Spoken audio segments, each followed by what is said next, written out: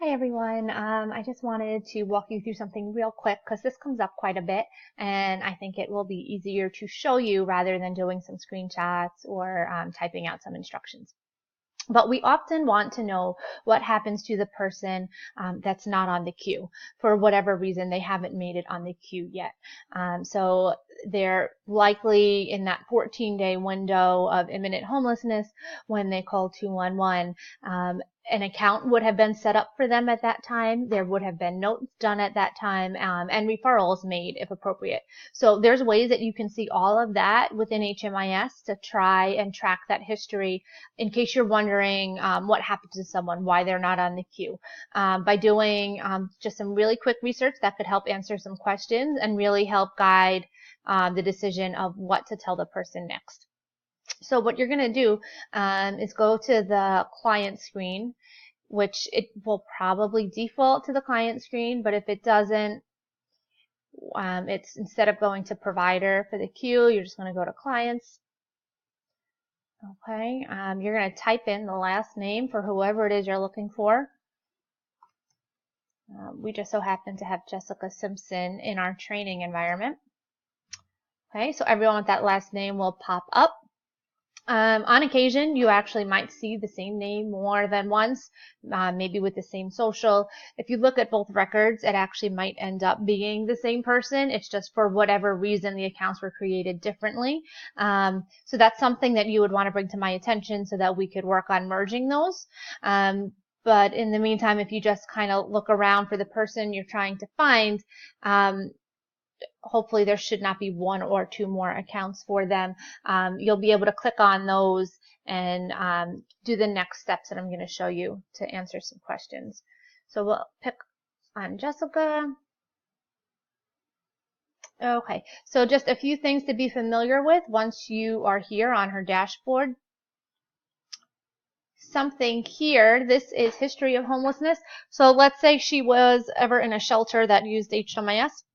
The days she went in and the days she left would be recorded and you would be able to see that. This will probably be built up more and more over time as we get more and more providers in the system, but I did want to show you that. Also, if you go up here to this icon, this is where we're going to spend our time.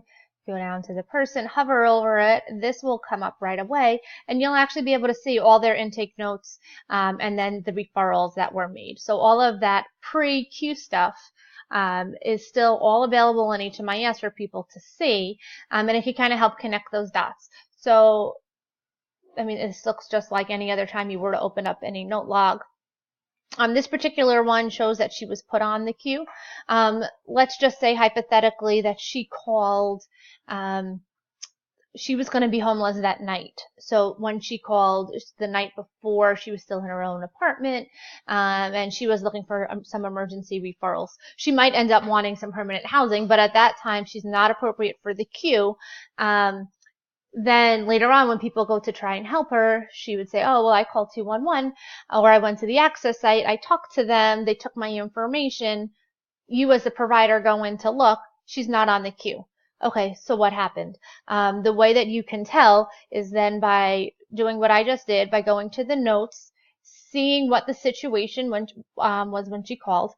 Again, this will be done for anybody that expresses that they're going to have that housing crisis and lose their home within 14 days. So then you go in and you read the notes and you could see, oh, okay, so when she called, she should not have been put on the queue at that time. But since that person hasn't called back since and she is actually homeless now, we're going to go ahead and instruct her to call 211 back. So that's kind of how that could kind of guide that. Or maybe you go on and you see that there was a mistake somewhere. At least now you have the information in front of you to see kind of those breadcrumbs leading up to the current situation so that you could kind of, make a decision on where to go from there. As always, if you have any questions, just reach out. I am here to help and assist in any way I can, but I do hope that in the meantime, this helped answer a couple of questions that some of you may have or will have in the future. Okay, thanks. Bye.